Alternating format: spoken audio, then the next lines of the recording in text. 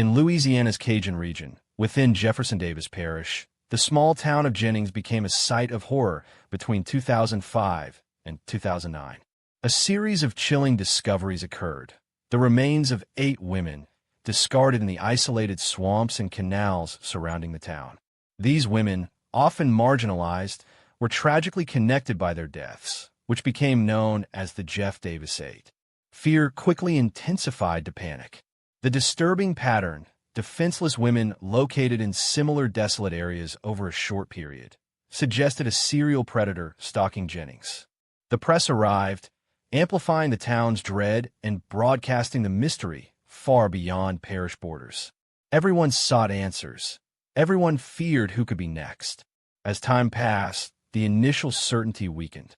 Despite intense focus and the working theory of a single perpetrator, the investigations halted. No one was apprehended, the cases went cold, and the answers the community yearned for remained out of reach. The initial fear transformed into frustration and suspicion directed at those tasked with delivering justice. Rumors began to spread, growing louder over time. Was law enforcement incompetent? Or was something more sinister occurring? Tales of mishandled evidence, failed investigations, and outright corruption within local authorities began to circulate, challenging the official narrative and the original serial killer theory. Did the focus on a lone murderer conceal a more intricate and potentially darker truth involving local power dynamics? Into this complex and troubled situation, investigative journalist Ethan Brown stepped. He examined the inconsistencies and lingering questions, launching his own detailed investigation into the unsolved cases. He reviewed files and sought to comprehend the lives of the 8 women beyond their tragic ends. Brown published his findings online and later expanded them into the book Murder in the Bayou: Who Killed the Women Known as the Jeff Davis 8. His work renewed attention to the victims and explored the tangled web of circumstances, including persistent tales of police corruption that continued to obscure the path to justice.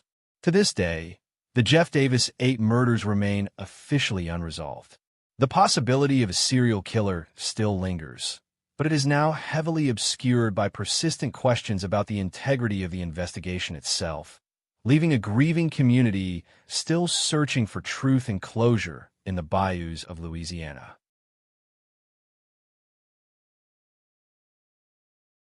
Picture the summer of 1972 in the outwardly placid suburban town of Springfield, New Jersey. This is the disquieting account of Jeanette De Palma, a puzzle that hangs like a shroud over the local area. Jeanette was 16 years old, recognized by many as a devoutly religious girl, deeply connected with her local church community. She was portrayed as kind and maybe a little reserved. On August 7th, she informed her mother she was going out, intending to catch a train to visit friends in a nearby town. She walked out of her home and disappeared. Days stretched into weeks. Jeanette's family grew desperate, putting up missing person posters, asking for any information. The close community felt a rising sense of apprehension. Where could she be?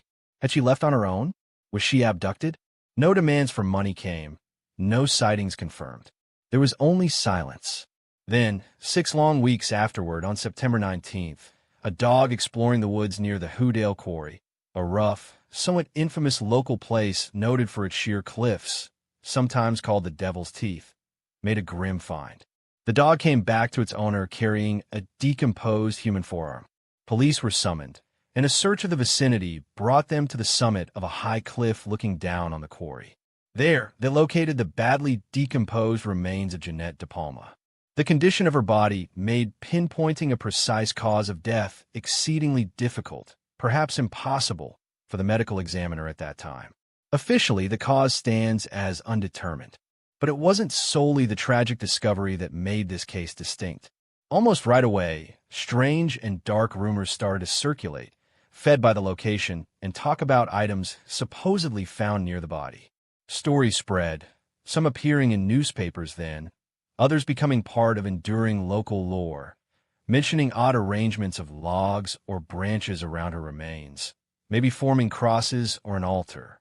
There was talk of occult symbols, animal sacrifices nearby, and discussion of local witchcraft or satanic cult activity being widespread around the quarry. These claims produced a stark, troubling opposition to the perception of Jeanette as a pious, church-attending teenager. Could she have somehow encountered a dangerous group? Was her death an arbitrary act of violence, or something more ritualistic and sinister? The absence of definite proof and the uncontrolled speculation generated a haze of uncertainty. The police investigation faced challenges. The decomposition had erased much potential proof, and the natural conditions had affected the exposed site for 6 weeks. No believable suspects were ever pinpointed, no clear reason established. Information trails went cold. Through the years, the Jeanette De Palma case moved out of the news but never fully vanished from local awareness. It transformed into a haunting piece of New Jersey folklore, sustained by spoken accounts, infrequent newspaper lookbacks, and articles and publications focused on unsolved cases and local legends, like Weird N.J. The narrative developed its own momentum, with the occult speculations frequently obscuring the sad truth of a young girl whose life was cut short. Adding another degree of frustration and mystery, accounts appeared decades later proposing that the original police case file might have been misplaced or ruined, possibly from flooding after Hurricane Floyd in 1999, making any future re-examination extremely difficult. The story of Jeanette De Palma stays fixed in that moment. A young girl vanishes on a summer day, found weeks later in a lonely spot under circumstances obscured by decay and disturbing rumors. Was it a sad accident, a random assault, or something darker, connected to the occult suggestions that cling to the cliffs of Hoodale Quarry? Without answers, her case persists as a chilling, unresolved mystery, a reflection of the fear and uncertainty that can seize a community when a young life is abruptly put out. On a clear autumn afternoon, October 24, 2011, in the small college town of Potsdam, New York, 12-year-old Garrett Phillips, a popular sports-loving boy, returned home from school. He resided with his mother, Tandy Cyrus, and younger brother in a Market Street apartment. The events that followed shattered the town's peace and created an unsolved puzzle. Shortly before 5 p.m., neighbors heard sounds, a crash, perhaps a cry, originating from Garrett's apartment. Alarmed, a neighbor called 911. Police arrived quickly to a disturbing scene. The apartment door was locked from the inside. After forcing entry, they found young Garrett unresponsive on his mother's bedroom floor. He was not breathing. Despite urgent resuscitation efforts, Garrett was pronounced dead at the hospital later that evening. The cause: suffocation and strangulation. No signs of forced entry were present.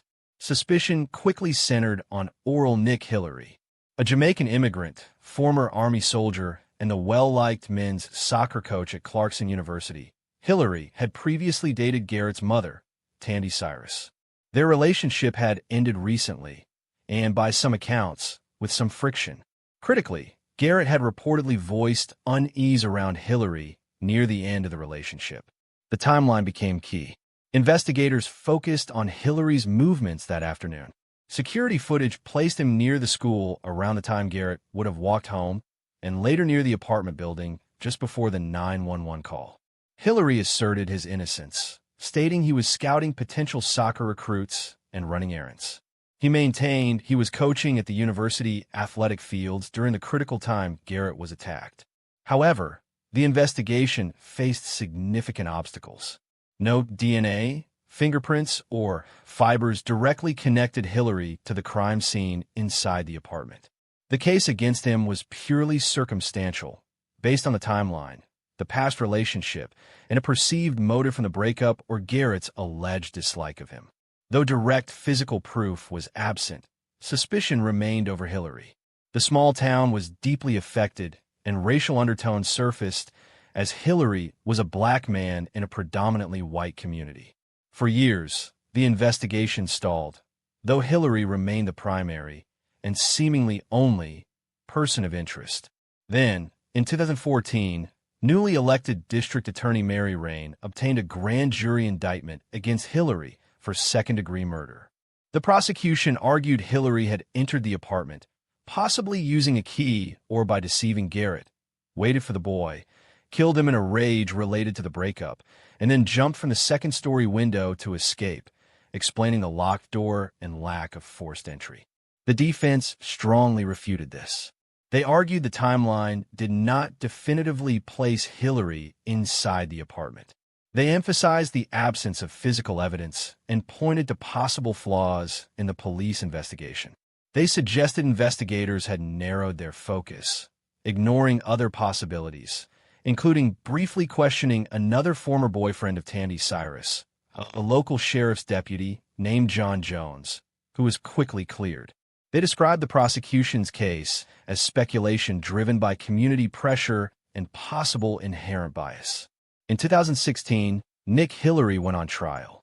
In a significant move, his defense team chose a bench trial, meaning a judge, not a jury, would decide his fate. After weeks of testimony focused on the disputed timeline and the lack of forensic links, Judge Felix Katina delivered a verdict of not guilty. He cited the purely circumstantial nature of the evidence and stated the prosecution had not proven guilt beyond a reasonable doubt.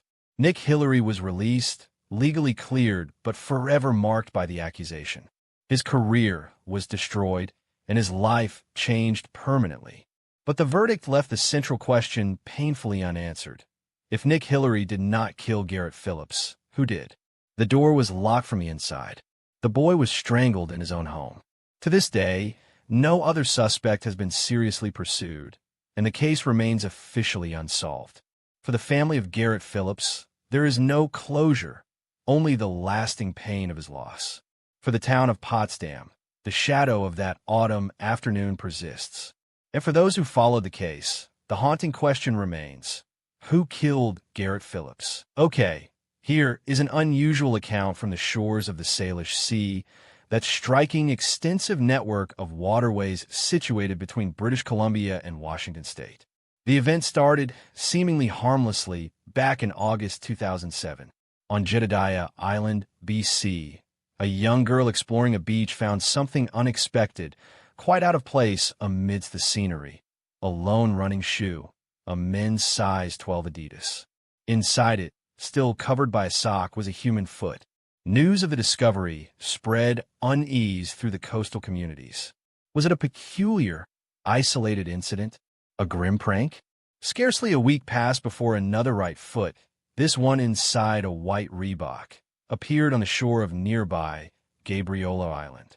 The Salish Sea, normally celebrated for its breathtaking views and plentiful wildlife, suddenly acquired a menacing quality. Rumors began. Was there a serial killer operating along the coast, leaving only feet behind? Had there been an unreported plane crash, sending victims into the water? Or perhaps victims of foul play, disposed of overboard by criminals? News outlets seized upon the story, calling it the case of the disembodied feet, and public speculation centered on grim scenarios. In the following years, more grim finds occurred, infrequent yet steady, on shores in both Canada and the United States. A left foot appeared, then a right consistently enclosed in a sneaker or hiking boot. Every new discovery renewed public attention and apprehension. Authorities, including coroners, police, and forensic anthropologists, faced considerable pressure. They carefully examined each foot, searching for tool marks or signs of forced removal that might point to dismemberment. They located no such evidence. The bones displayed separation characteristic of natural decomposition in an aquatic environment. Gradually, authorities assembled a less sensational, more scientific explanation. They identified two main contributing factors. One factor is that decomposition in water leads to natural disarticulation, meaning joints come apart. Ankles, comparatively small joints, frequently separate early in this process. The second significant element involved the footwear. Starting in the late 1990s and early 2000s, athletic shoes and hiking boots were often made with lightweight, air-filled soles using buoyant foam. Different from older, heavier leather footwear, which would sink with the body, These newer shoes served as flotation devices for the separated feet. Once detached, the buoyant shoe carried the foot upwards, and water currents eventually brought it to land along the Salish Sea's intricate coastlines. With advancements in DNA technology, investigators started linking the feet to reports of missing individuals. Many were identified as persons thought to have perished by suicide or accident, their bodies lost in the expansive sea or the rivers flowing into it. No single, malevolent source was responsible. Rather, each foot represented a distinct, sad tale of a lost life. So, the perplexing case of the detached feet was explained not by a clever killer, but by natural marine processes acting together with contemporary shoe designs. The Salish Sea concealed no monster. It was merely returning remnants of the departed, brought ashore by the footwear they had worn. Though every new find is still handled seriously and examined completely, the earlier panic has lessened, giving way to a sober acceptance of the science explaining the odd occurrences. The account persists as a poignant reminder of lives claimed by the extensive waters and the unforeseen intersections of modern products with the ageless cycles of nature and decomposition. We look into the shadows of Moscow, focusing on the large, tree-filled area of Bitsa Park, a location that concealed a dreadful secret for years. This narrative concerns Alexander Pichushkin, the man given the chilling name, the chessboard killer. The situation started quietly, a slow-growing dread.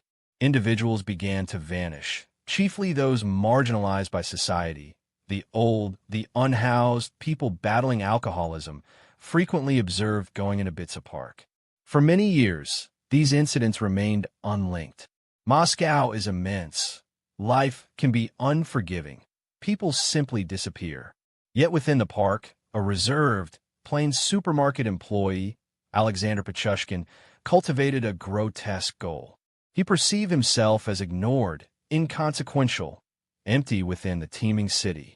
He discovered a perverted method to feel dominant, to leave an impression, taking lives.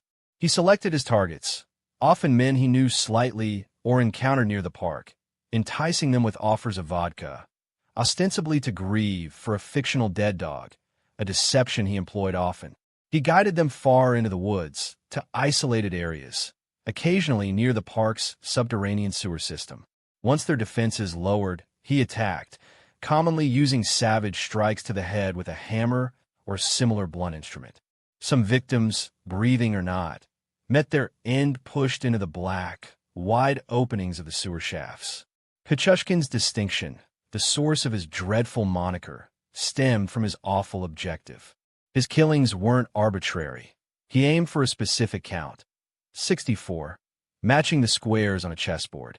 He informed authorities of his plan to put a coin, or perhaps a chess piece, according to some accounts, on a square for each person killed. This morbid tally served to chronicle his dreadful deeds. He believed he was finishing a life mission, substituting death for a sense of void.